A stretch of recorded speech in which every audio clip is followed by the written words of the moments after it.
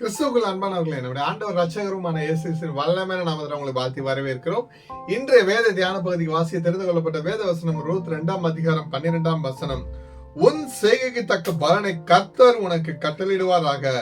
இஸ்ரவேலின் தேவனாகிய கர்த்தருடைய செட்டைகளின் கீழ் அடைக்கலமாய் வந்த உனக்கு அவராலே நிறைவான பலன் கிடைப்பதாக என்றான். ஹல்லேலூயா.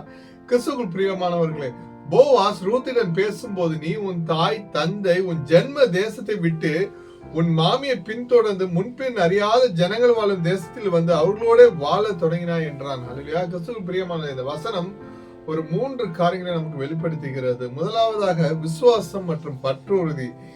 ரூத் மாமியின் கடவுள் மற்றும் ஒரு மாமியார் மீது கொண்ட விசுவாசம் மற்றும் பற்றுறுதியை பறைசாற்றுகிறது. ஹல்லேலூயா.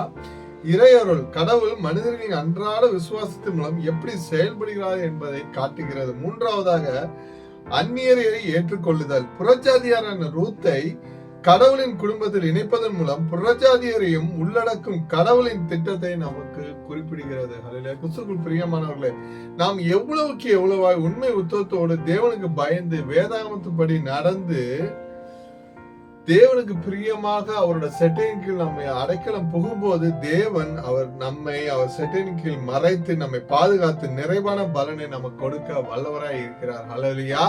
நம்மை அழைத்த தேவன் உண்மை உள்ள நம்முடைய கர்த்தராகிய இயேசுவின் கிருபை உங்கள் அனைவரோடு கூட இருப்பதாக. ஆமென்.